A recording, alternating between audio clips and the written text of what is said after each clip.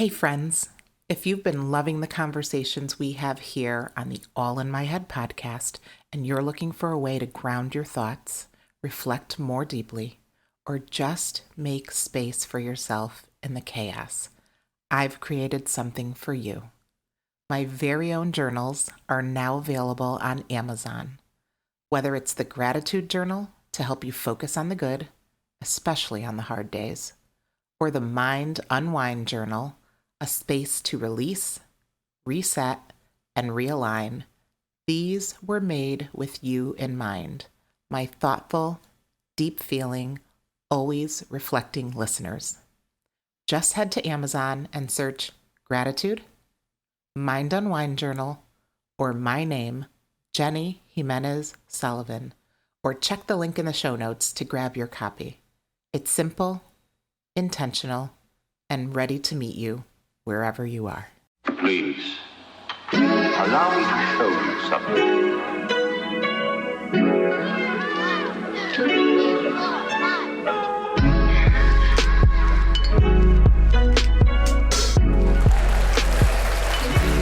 Welcome back to the All in My Head podcast. I'm Jenny and I am your host, and you have landed here today for episode 22. And episode 22 is called ROVA, Faith, Family, and the Fractured South. And our guest today is Autumn McNutt, and let me tell you some things about Autumn. Autumn is an actor, writer, and first-time filmmaker with deep roots in Southwest Virginia and a passion for telling raw, human stories. As a performer, she's known for her emotional honesty and grounded presence, and as a creator, she leans into the quiet power of truth. Her debut documentary, ROVA, short for the rest of Virginia, is a deeply passionate journey through memory, family, grief, and faith. Set against the backdrop of Appalachia, ROVA weaves together stories from Autumn's own relatives, exploring generational trauma, redemption, and what it takes to revisit the past with open eyes. More than just a portrait of a place, ROVA is a reclamation of roots, of relationships, of self. In making this film, Autumn isn't just documenting the lives of her family, she's searching for healing in the spaces between them. ROVA is her love letter to the ones who raised her, the land that shaped her, and the parts of herself she's still learning to forgive. And I could cry just reading that bio because it's beautiful. And I personally know Autumn for, I don't know, probably 6 years now, at least. She is wonderful and she is an amazing actress, but she's also our youngest son's girlfriend, his partner in crime with all these wonderful projects that they're all doing.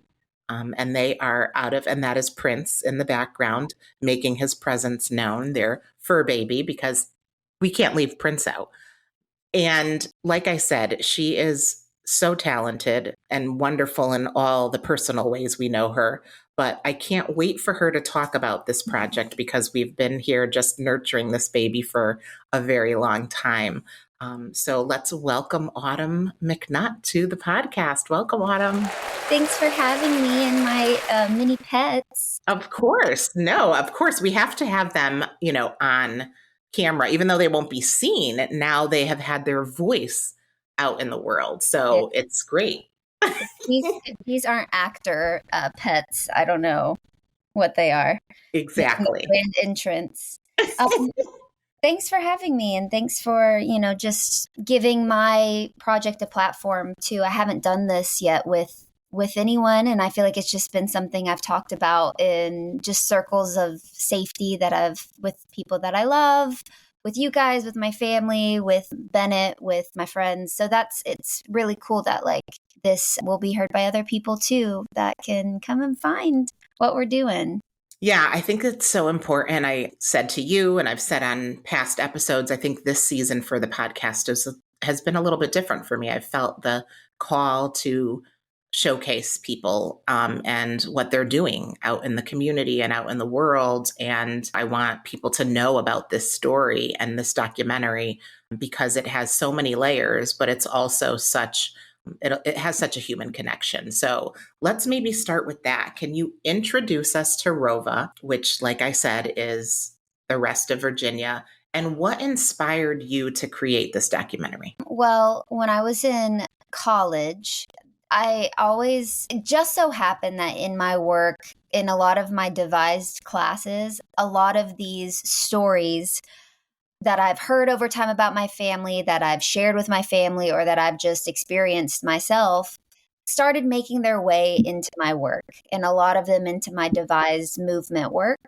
And I had a professor, Ben Soda from Coastal, that was like, "Hey, so what's going on here with your family? Like, what's the lore, basically?" And through time, I shared a little bit about like how I grew up, in a specific religion, and what that was like for me, what my family stories have been like. And he just out of nowhere was like, "I think that you should do something with this. There's something here that there's so much rich storytelling that you can use and utilize." And thus started this whole idea of it would be really cool if I did a documentary. Mm-hmm.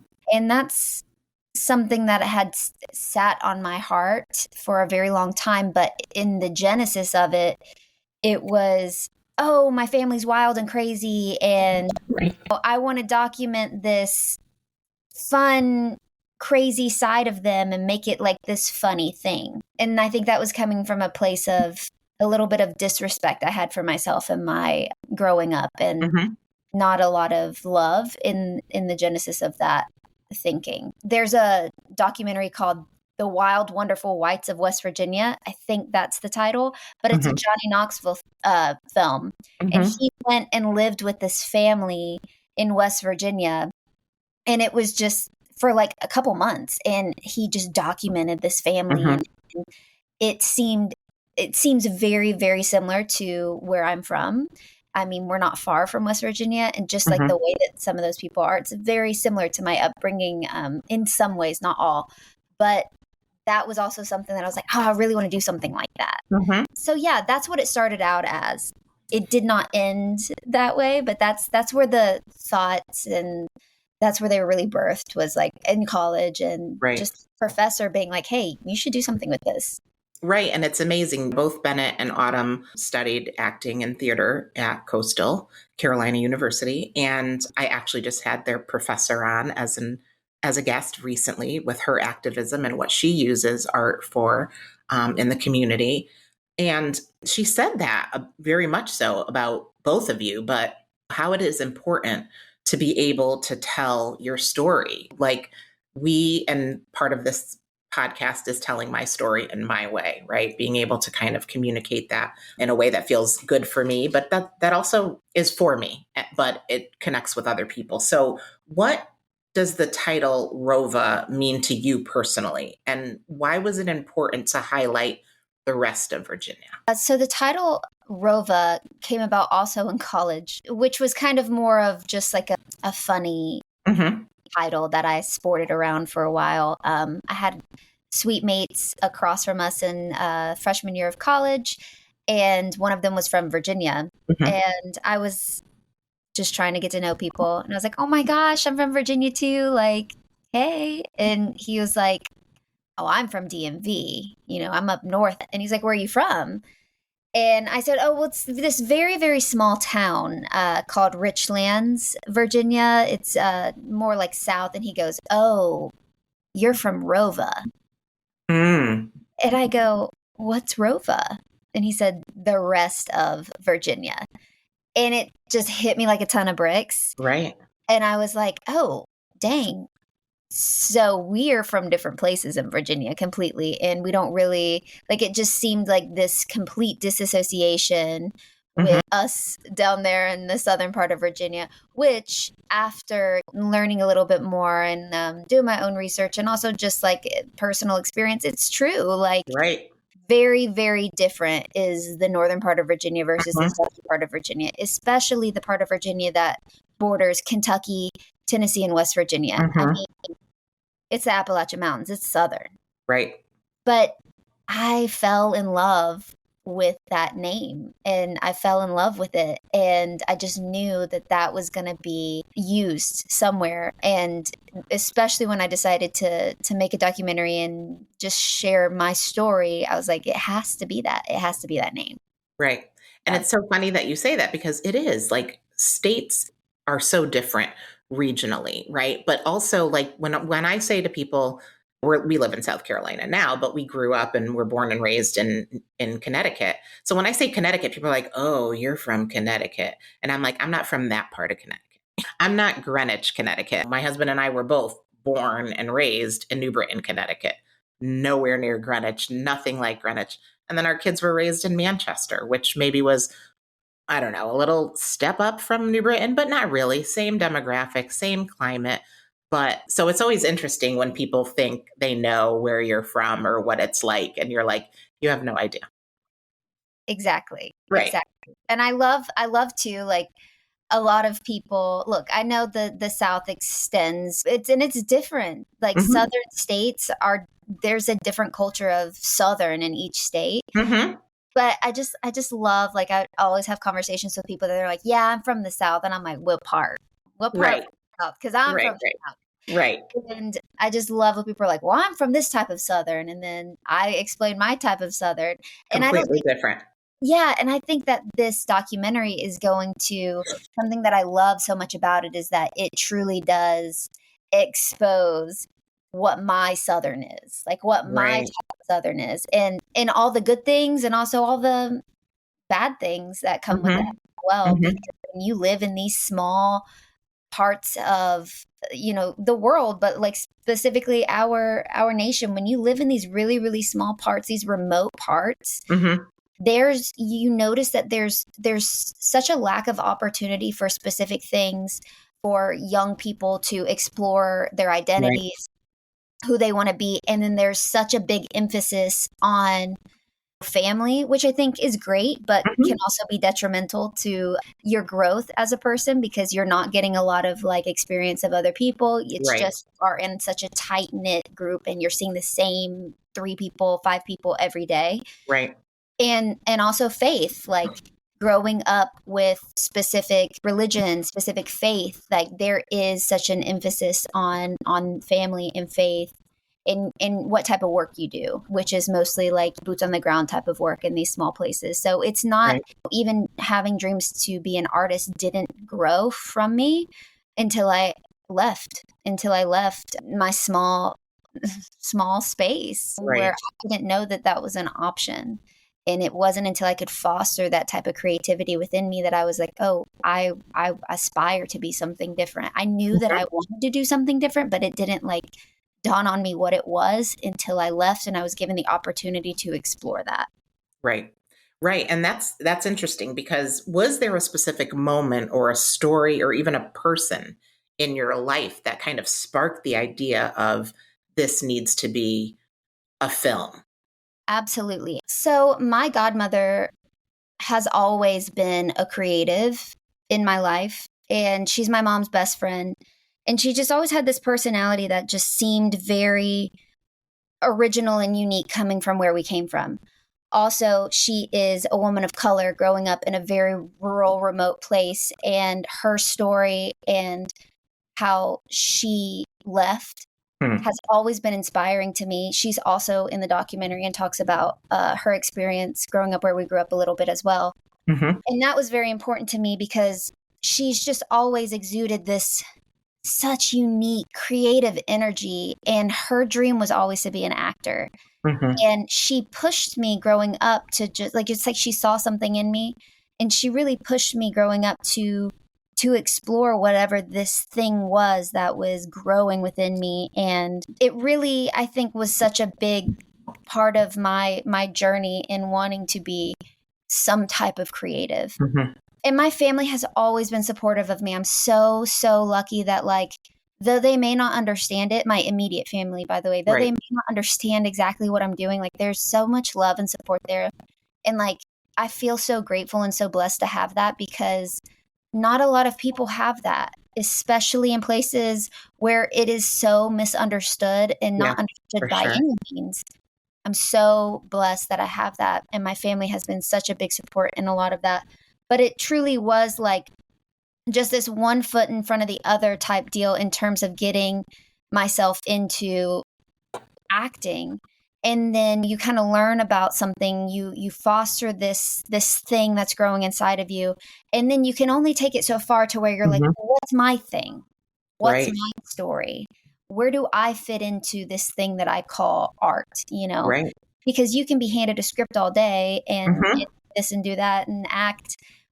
But after a certain point, where's you? I mean, you have to bring yourself to the table all the time when you even do anything. But still, I felt this like void of, like, I felt like I was sitting on something that needed to be told for myself specifically too. So it truly was like in those years of like college, devising, also going to Italy and devising, like being in Italy taught me so much about how important it is to take care of your inner artist and have a relationship with that person. It's almost like a child. It's like this young, free, wild child.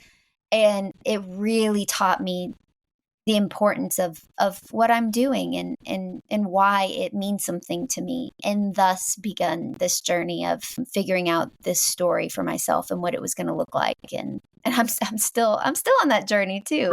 Right. Because that's the thing. Like, what can you tell us again with, I'm always going to say without giving too much away, right? Because we want people to stay tuned and to be ready for when this is out there that people can see it. But what are some of the central themes that you think are explored in this documentary? Right. So it is a very deeply personal story, and it's about my family. It's about faith. It's about a lot of trauma and like healing through some of these generational wounds that still affect all of, I mean, I think we all carry generational wounds, but absolutely, those really started to hit me hard when I did leave home and I was by myself and making some decisions that weren't great. And I realized a lot of the things that I was carrying with me were bleeding out into these parts of my work, the way that I was in relationship with certain people, friends.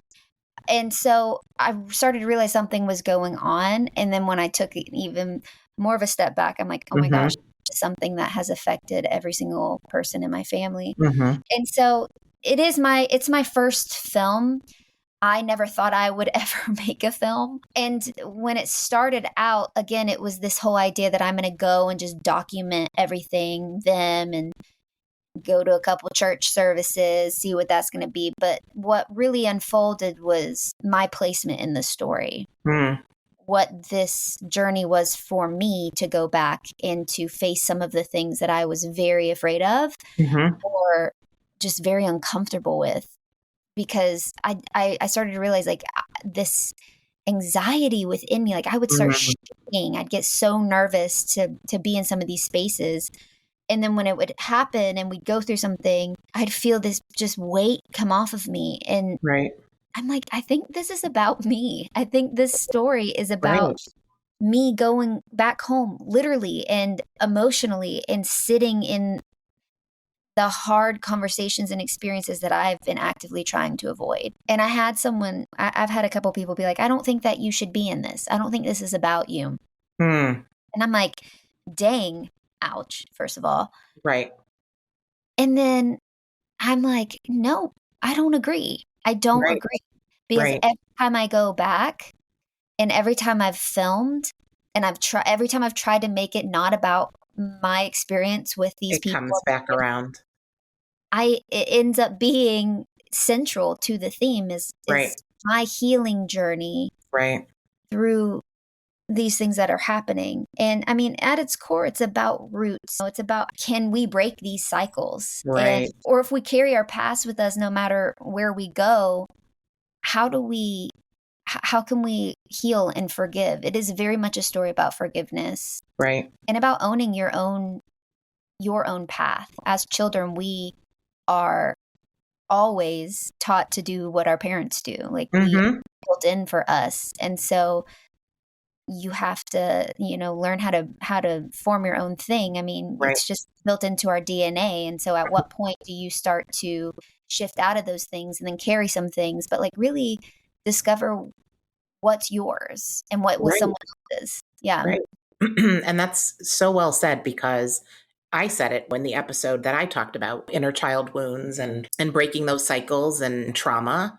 And I was told at one point in time from someone in the community that I respect very much and was kind of a healer in our community, that I was that person who was kind of sent to start that breaking of those generational cycles, right? That I was the one who was supposed to start that healing so that the next generations. And at first I was like, whoa, that's super heavy. That's a lot to carry. And that's a lot to put on one person. But I don't think that A, healing ever stops.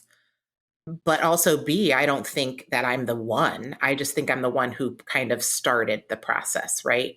And each of my children and their children to come will be doing their own work and are doing their own work. And thank God they're doing it at younger ages. And that's not to say and to mean that they haven't been through stuff. And that means they have looked stuff in the face and said, I need to do this now. And I need to start this process of healing, and whatever that looks like for each of them is different, but they're doing it so much younger than I did.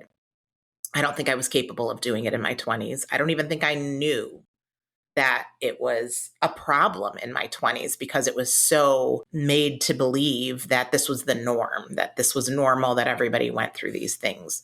So yeah, I think the podcast, I think my writing, I think that for me, that's all part of my healing journey, my process of telling my story in a different way. And we just got to see a teeny tiny snippet of what ROVA is a couple years ago at Christmas. And everybody on this side of the family is just like waiting with bated breath. All the sister-in-laws, all the brother-in-laws, we're all like, when is it coming out? Because for you, it may mean one thing, but everyone has a different connection to it, whether they have faith or not in a specific religion.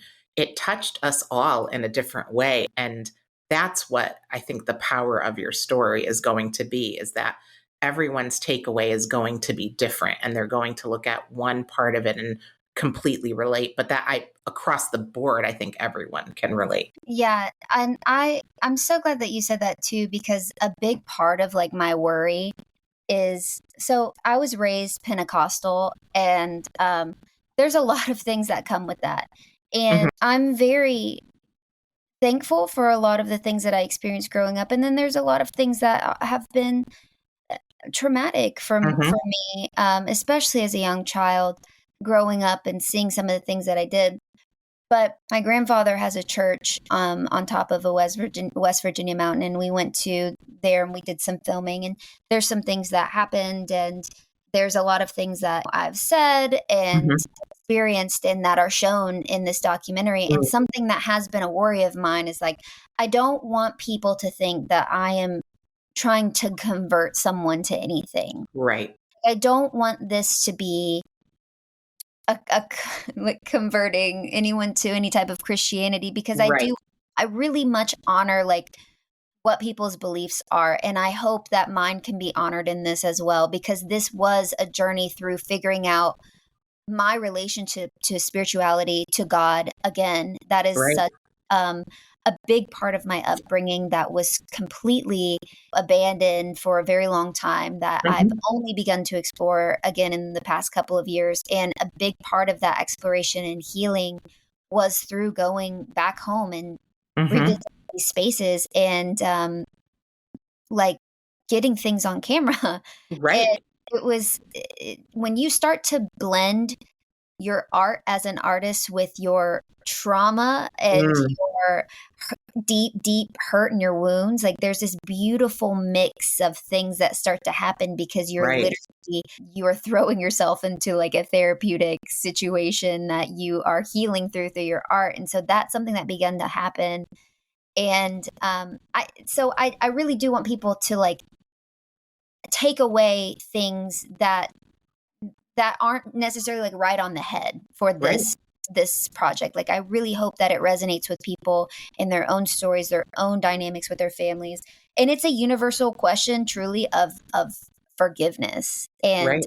identity Right. and faith, no matter what your faith is. Like, I think anybody can take a look at this project and say, oh, wow, I got something out of it. Whether it was even those three things that I mentioned, Right. I hope that it touches people. And I hope that truly, I do hope that there can be something about the film that says you can always revisit these things for yourself. You don't have to hide. Right. And I felt like that's what I was doing for so long, and it really, really hurt me. It took me to a dark place. I was hiding so much from all these things, and when I opened the door, man, so many beautiful things happened. And I hope that it will challenge people to maybe take a look at some of the hard things in our lives that we hide from. Right. And I think that's for anyone. I think people get kind of fixated on, well, I'm not an artist, so I don't know how to navigate that in a way that I can have some closure with it. But I've talked about therapy. I've talked about journaling. I've talked about my writing as a tool for healing and for kind of overcoming certain situations that kept me in a dark space. This podcast for me, I don't claim to be an artist in any way, but I am a writer. And for me also, I say to people, even just writing it down, writing something down and giving it to a book or a notebook or a piece of paper is empowering. It's just being able to get it out is a way for you to kind of navigate feelings and hard spaces. So I think that, that's a beautiful thing, is that you were able to step into this in a way that is very different, but it worked for you, and it's going to help others. I mean, I'm sure of that. Yeah, and I definitely I want it to, and I feel very passionate about that, and I truly believe all of us, every single person, I truly believe there is a creative in all, Absolutely. and that there's certain types of things that can obviously trigger that within that creativity. And I believe there's a creative in every single person. Absolutely. And something that has helped me along the way too has been reading The Artist Way. I mean, that has helped me so It's on much. my shelf right over here. And I've been recommending it to so many people as well. I haven't completed the whole thing, but I'm working on it. And it's just been very affirming for me as an artist as well, with the things that I'm going through and experiencing, and the imposter syndrome that I get. And I just feel like an idea can be an idea all day. Right. And the moment that you put something to action is the moment that it becomes real.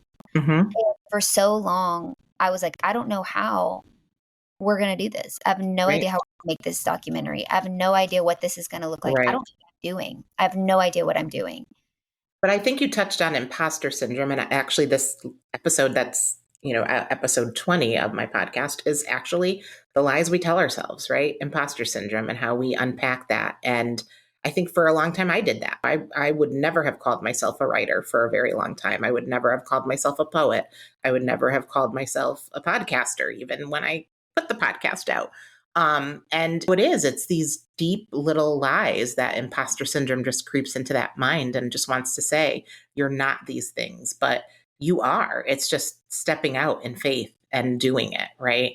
And it's amazing the things that will happen when you put something out there or put that into action, the people that will come, and the way a project or a specific thing that you're working on is going to grow. So yeah, I mean, we like to lie to ourselves and tell ourselves we're not these things, but we are. Yeah.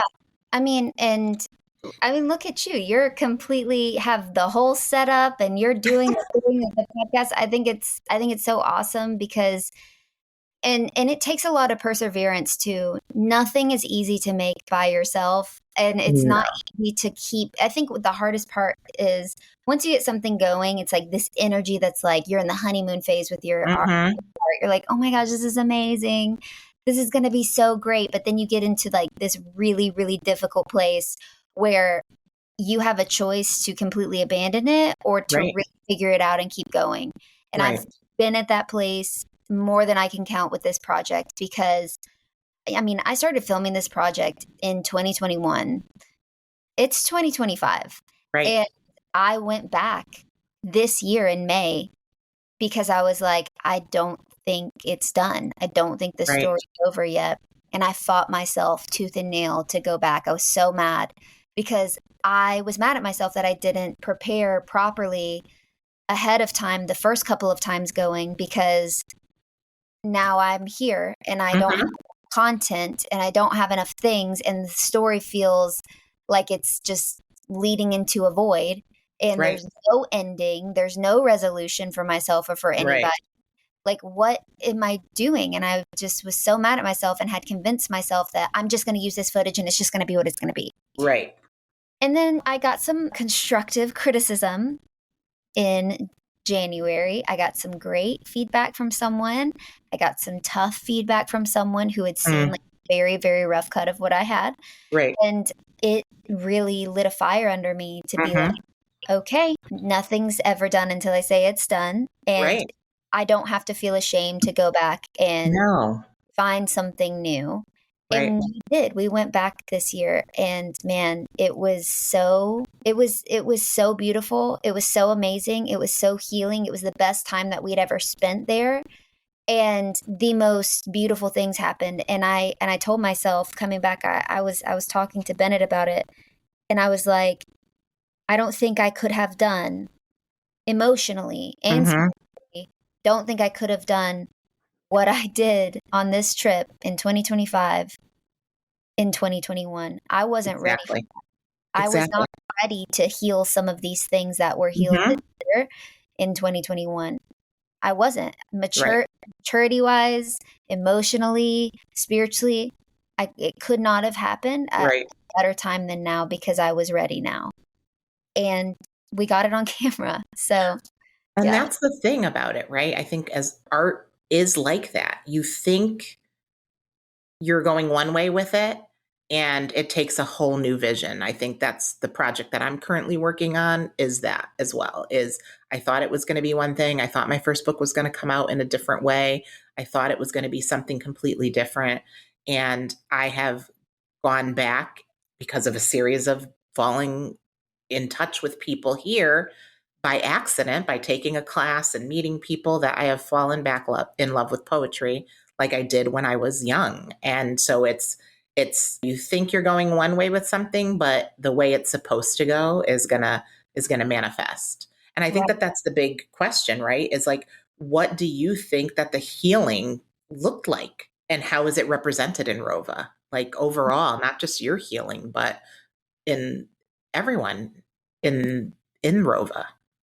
Yeah, something that I noticed that happened that was really cool is I brought my world into their living rooms. I brought myself, who I am as an artist, who I now am as a director, a camera, a setup, lights, and everything. And they were like, oh, so you were for real? And I'm like, yeah, we're for real. Like, we're doing this thing.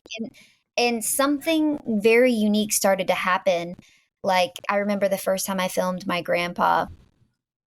I mean, just so authentic. But we sat down with him and started filming him, and it's just this outpour of his heart that just we captured, and it's like he needed it. He needed this. No one, I don't think anyone has sat down and asked some of these people in my family, hey, how are you? How did this experience affect you? What are some things about your life that you would want to change? What are things that could be better? What are things that hurt? What's your deep hurt? What are your wounds? No one is asking anyone that. as in my family, at least, no Right. one's sitting down and having these hard conversations. So Right. when I was able to take a moment and really breathe with each member of my family and be like, hey, we're going to go to these places, this just beautiful thing happened where they just poured out their hearts, and it was beautiful, and it hurt, and it broke my heart. Mm-hmm. And I saw this need for them and for us to have this moment together. And it seemed like they looked different afterwards. They Mm-hmm. looked like this weight had been lifted. And I remember my grandpa came up to me afterwards and he's like, man, I feel good.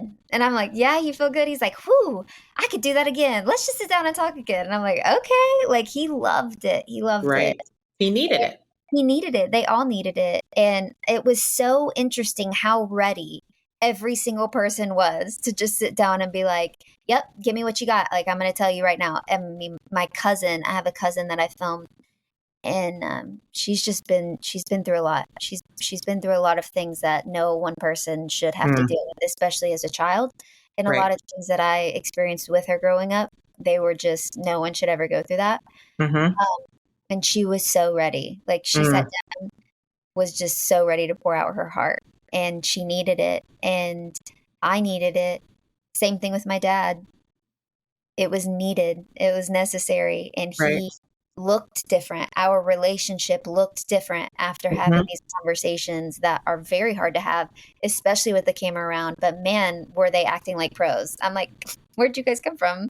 Right.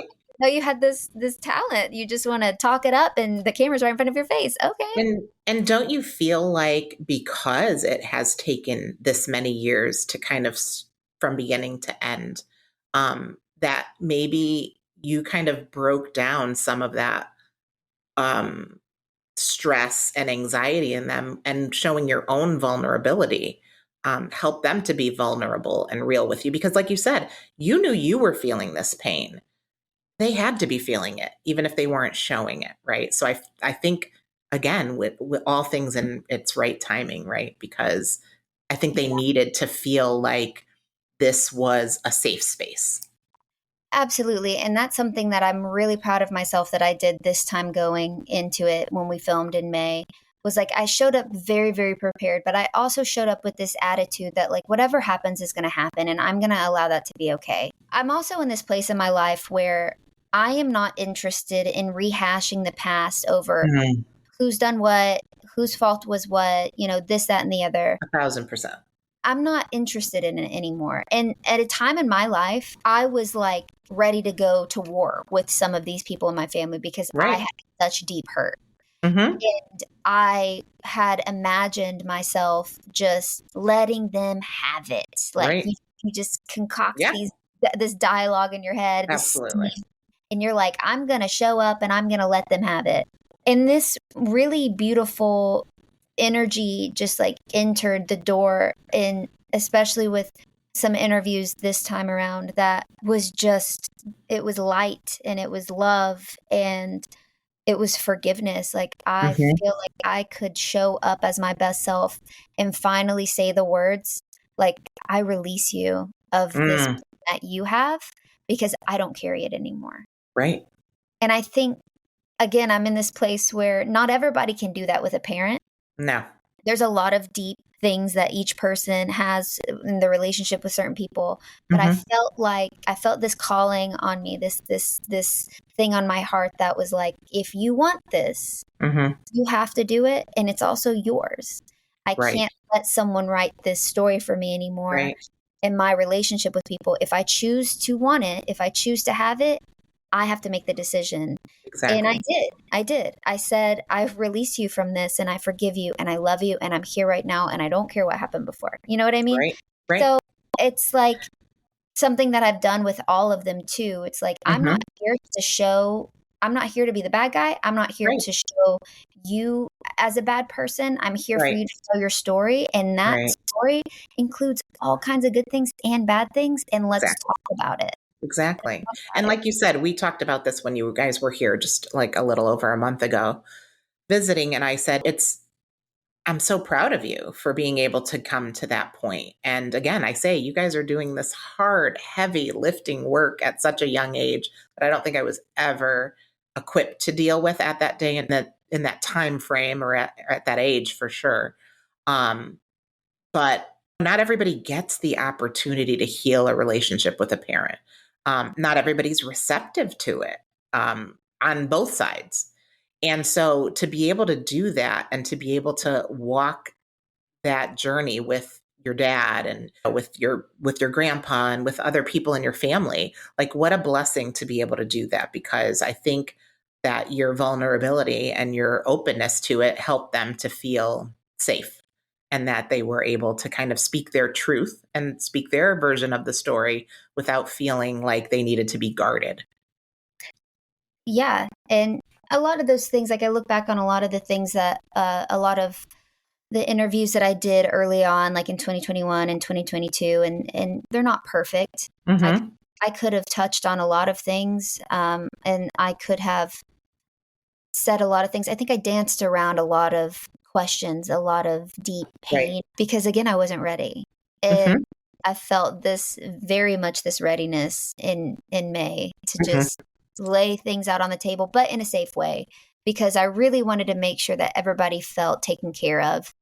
And I think they did. I think they did. We didn't do as many interviews this time, but we did a couple revisits and then some new ones. So, but again, I was very proud of myself for how I showed up for myself, for my family. I love them so much. I want them to know that I care for them. Mm-hmm. And I want them to know that it's okay to to open up these wounds and let things, Exactly. got to let things breathe. Like so many things block space in our hearts to allow new energy, new positivity to Right. come in. I see that for a lot of them. I see that for myself, which is why part of the reason why I wanted to do this. Right. Yeah. How do you think creating ROVA has impacted your own understanding of your roots and of your identity? Because you did talk about kind of being ashamed and being in a dark space for a long time about it. So how do you think it's maybe even changed your understanding of your roots and your identity? Yeah, I mean it's tough because there are a lot of cultural things that are very different. There's a lot of things. There's a lot of attitudes that I don't uphold or I don't believe in, not from specifically my people, but like Mm-hmm. the area and the general Right. public. Like they are a very sheltered people. They Mm-hmm. are, and I'm so glad that my mother chose to create more opportunities for herself Mm-hmm. and for me and to kind of to get me out. And I'm very, very thankful for that.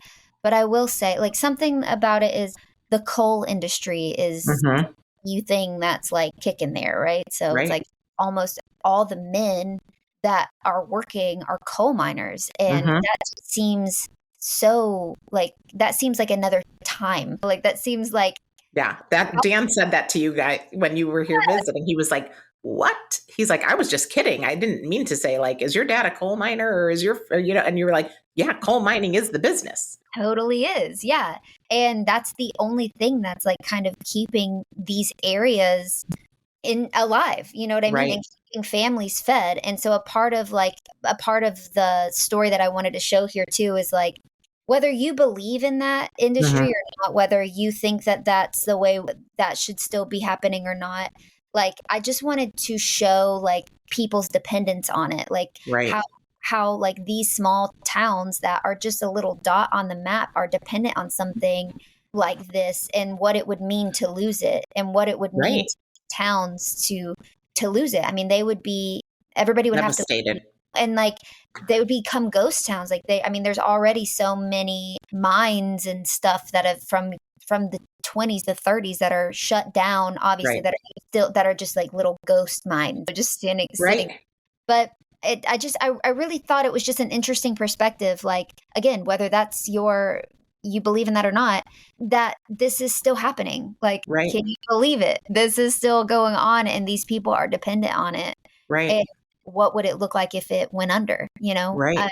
so that is a part of the story, and I think I've gained a respect for the hardworking, you know, just attitude of people over there Mm-hmm.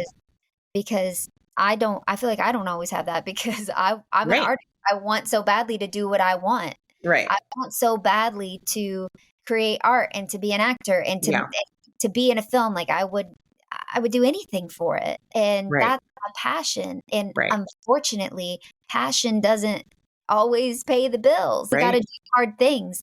But these people have done the hard things since forever. It's again, Mm-hmm.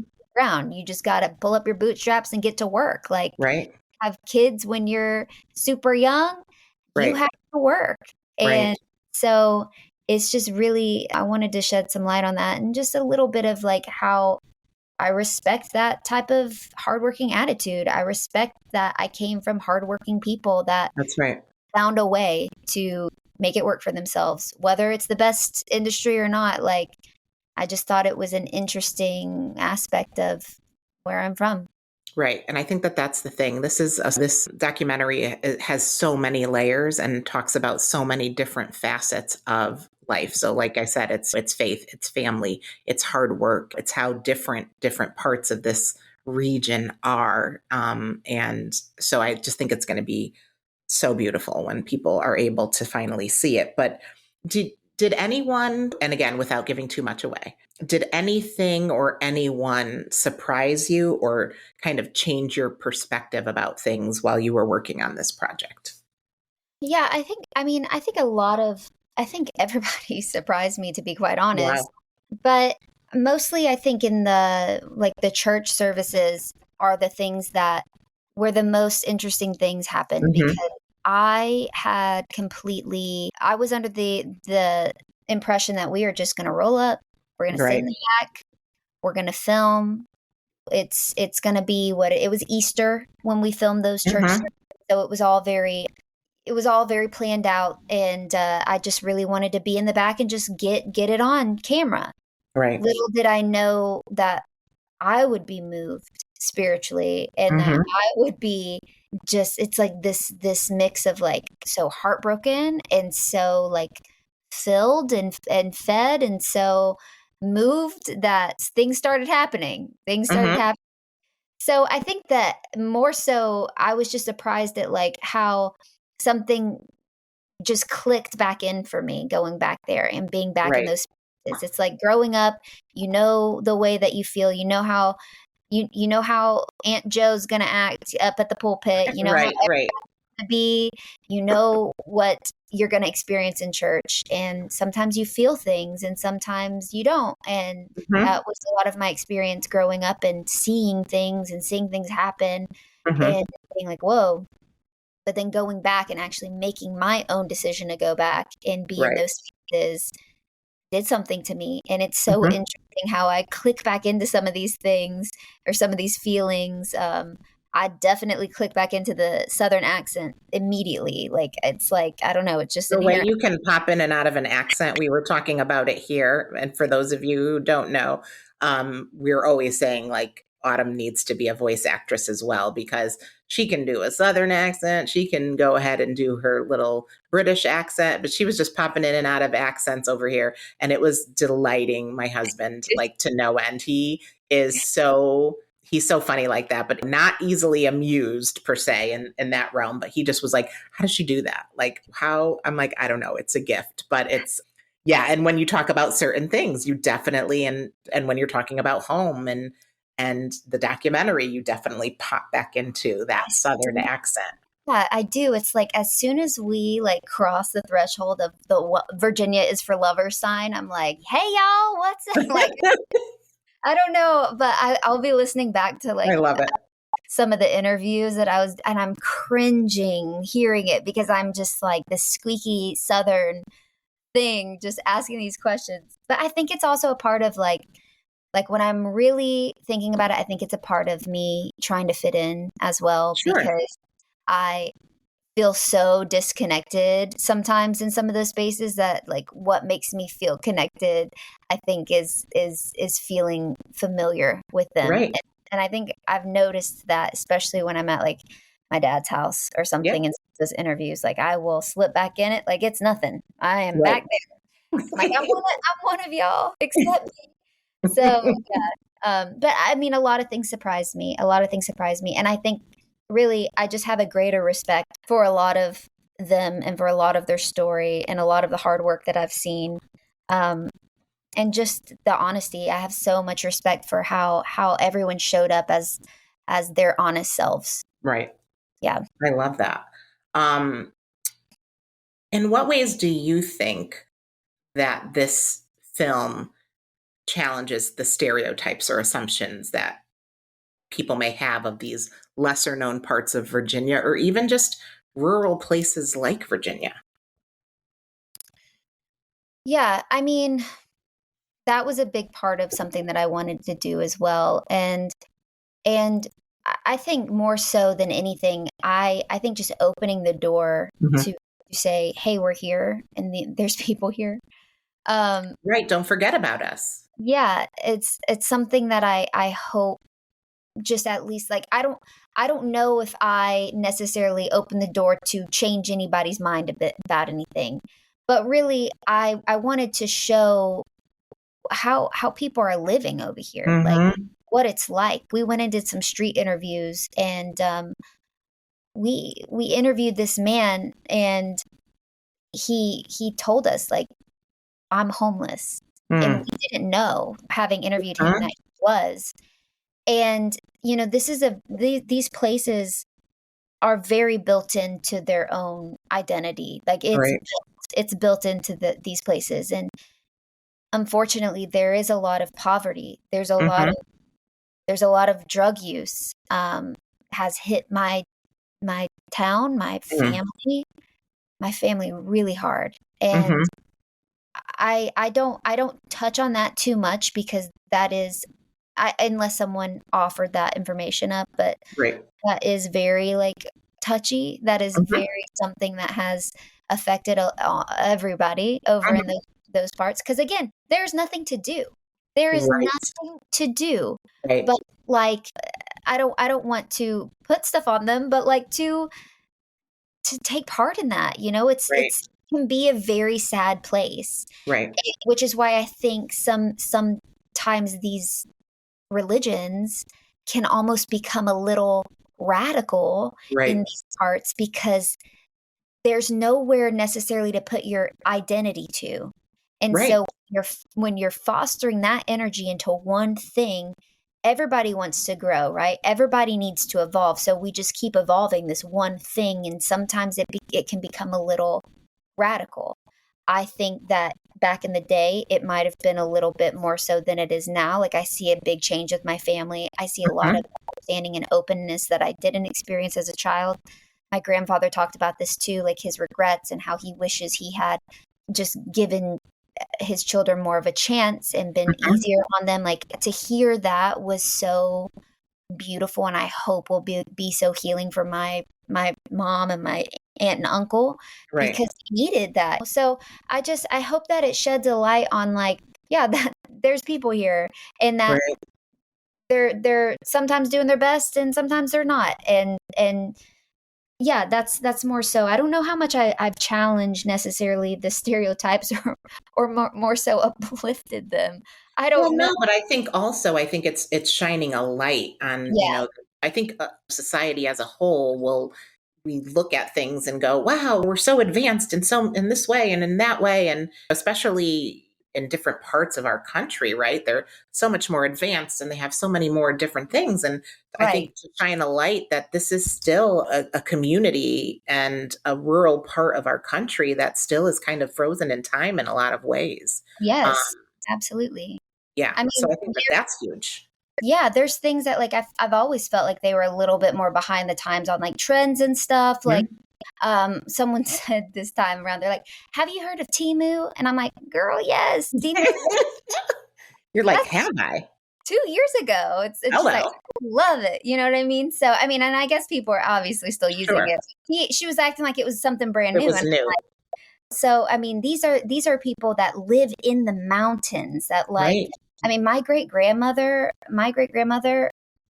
I mean, they lived in a wooden house that was heated by a coal furnace. There was an outhouse outside where they used the restroom. Like, and there was just chickens running out everywhere in the front. Like they lived like, that was it. Yes. you know what I mean? Like it Yeah, just, and we're not talking like in the 1920s. We're talking, oh that's yeah, what I like, think people still need to realize. right. Like they didn't get, I don't believe they got like proper plumbing until like maybe the mid 90s or something. Like Right, they were very, there's, and some people still live like that kind of in right, these places. Like they didn't have cell phone towers for years. right. It is like so remote. I mean, obviously now you have Wi-Fi Mhm, and you have, mhm. so they've caught up, but like Right. for years I would remember coming back and like staying with my dad. My dad lives like on a mountain, literally. Mhm.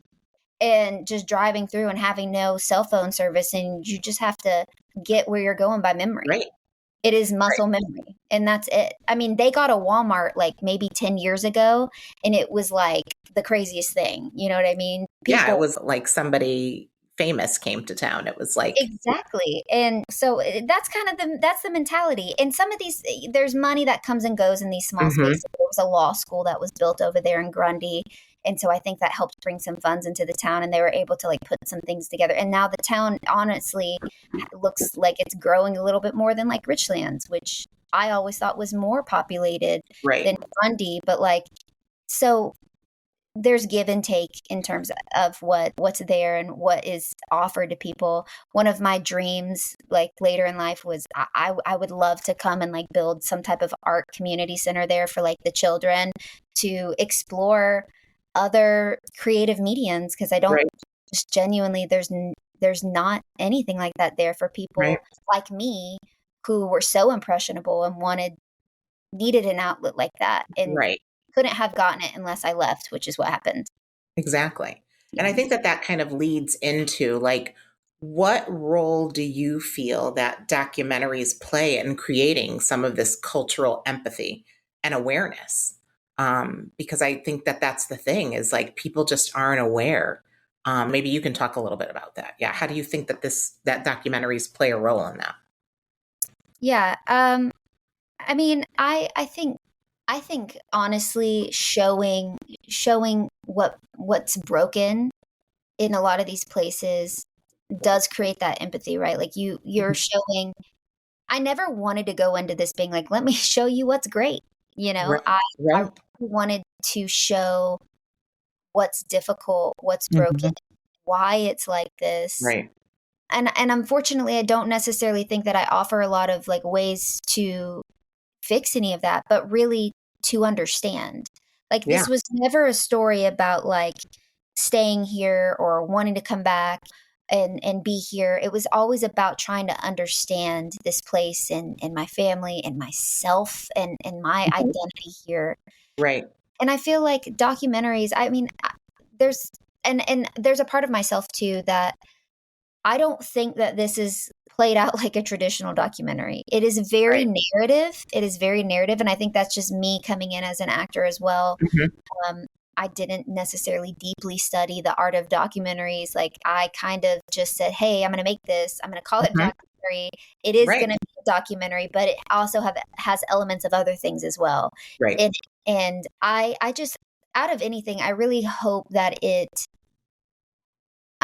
sheds a light on Richlands as a whole, and Richlands and Grundy, and like to show what the industry is like here, what Mhm. people struggle with, how these places are underfunded, underprivileged, like they do need something, you know? Right. There needs to be something. There needs to be some type of pouring into people there. And I don't know what that is. I don't know what that is. Right. And maybe But that's not for you to figure out. I mean, right, clearly we have a whole, well, don't get me started, but we have a whole political system. We have a whole system that's set up to help with these situations.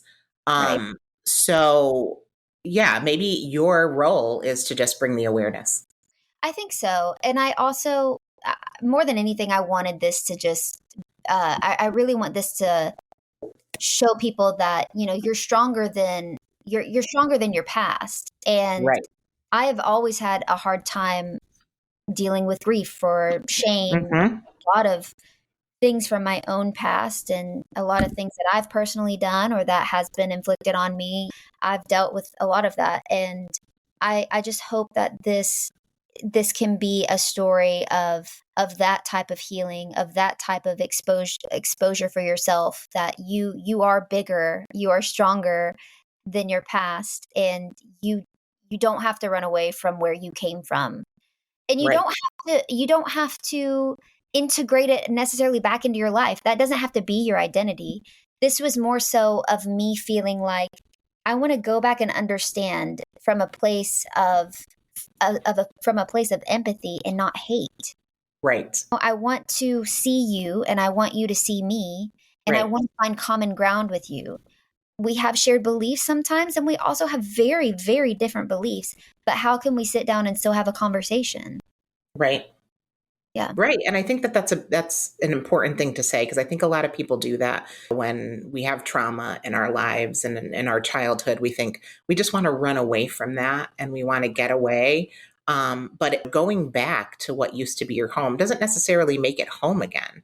But it's okay to go back and to feel closure in a certain way, and to be able to, I think it helps you to be able to look at that place in a different light, that you're not always looking at it in that lens of trauma. You're looking at it as a more healed version of what home was, but what it is now.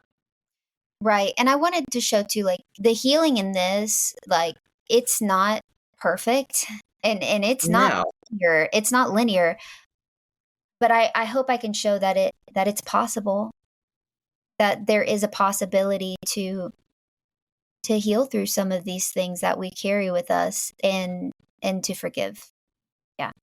Right. Forgiveness. Let's keep that at the forefront. I guess, like, do you think there was a particular scene, and I know you're still working on it, and we can let people know a little bit at the end, kind of where the process is at, but do you think there was a specific scene or a shot that felt like the heart of the story?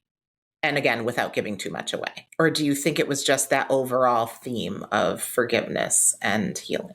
Yeah, I mean, there was a part after an interview. I wouldn't say that this is necessarily the heart of the story, but it's something that hit me so hard that I realized the weight that I was carrying with every person after an interview. Like, I was heartbroken after something that someone said. And just to sit in their brokenness and have nothing necessarily to offer in order to fix it, but to just hold space. Right. I mean, it broke my heart. And I think that was the moment that I realized that this isn't just for me, but it's also for them. Right. And I hope that when they see themselves on camera and they see themselves on a screen, because I do want to premiere this back home for them. I hope that there's a lot of things that are said that might not sit well with one another. There's a lot of things about one another that might not sit well. But at the end of each conversation, there is something that happens that shows their true nature of just love and resilience and sometimes pity. Like, what can you do? And so I hope that seeing themselves, that they recognize their strength and their bravery of sharing their story and sharing.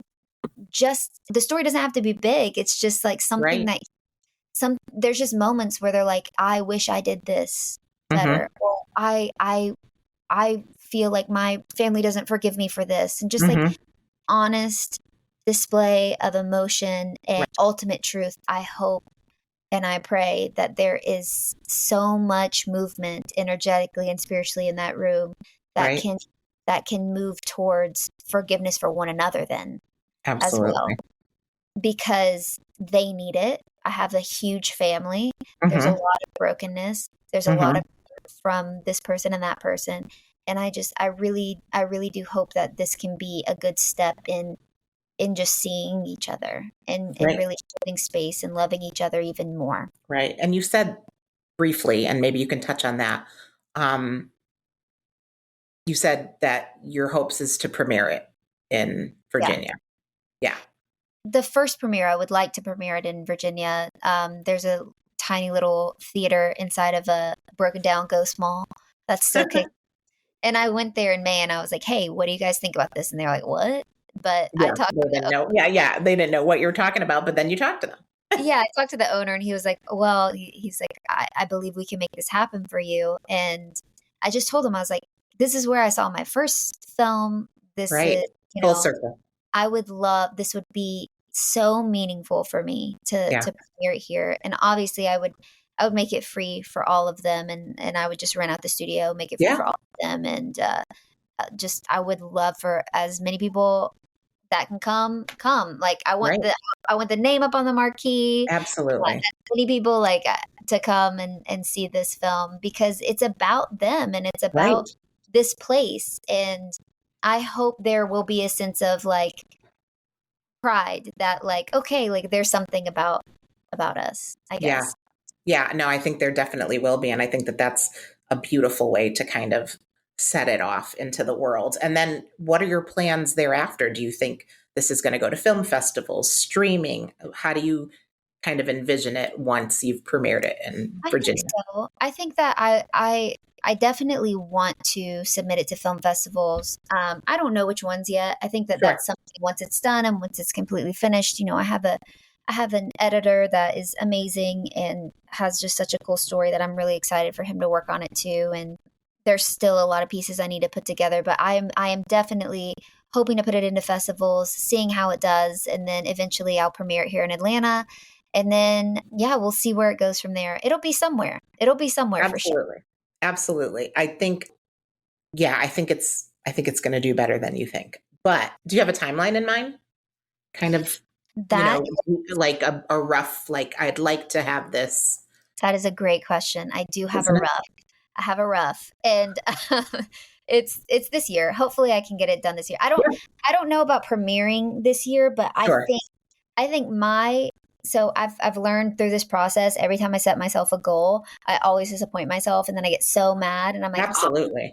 Oh, so I've started just setting like big, broad timeline goals and being like, my goal would be, I would love for it to be fully done by this year. Sure. But more than anything, I would love to have my full rough cut done and send it off to the editor. Once it's out of my hands, I feel like I can breathe. Right. And life just lifes a lot, and I wish I could work on it as much as I can. Sometimes I see Bennett is such a good at editing. Like he will be up all night editing like some of his stuff, and I'm like, man, I wish I had that fiery passion in me to just like do that. I don't know if it's fire or if it's just he just gets so hyper focused that he just gets sucked in. But I wish I had that. Bad and indifferent. I wish I had that energy sometimes, but I feel like I'm nursing it. Like I feel like I'm nursing this thing because I also don't want to become so burnt out on it. And it also took me like a year to really, after filming it, so much emotional like it came out of me that I also didn't know what to do with. Right. That I couldn't even look back at the footage because I felt very strange about it. Right. It almost made me nauseous every time I look back on it because I did some exposure therapy through that whole thing, and I don't think I knew how to sit with it for a while. So it has taken me a long time to get the ball rolling with things, but I hope that can only help it and be a positive rather than a negative. Because look, if I had finished it last year, I wouldn't have gone back and filmed this year. So that's something. And it would not have been the product and the things wouldn't have happened and come out that did. So I think that again, it's all in its right and perfect timing. So absolutely. How can listeners support your work or get involved in the conversations that are sparked by this documentary? And where can they find you and follow along for updates? Yeah, so I have an Instagram for the documentary. It's called ROVA Documentary. And I will be posting updates there. I'll be posting like a lot of information about the film and stills, just giving people kind of like a little first look into some things that are happening. And you can also follow me over at my Instagram. It's AR McNutt. I will also be doing a small crowdfunding for the film just to finish it. Sure. For my editor, my sound designer, for, a lot of the renting properties for premiering and festivals and everything. So I will be doing like a smaller crowdfunding for this once I have it done and I can get a trailer going. And all of that information will be on ROVA Documentary Instagram and my Instagram, AR McNutt.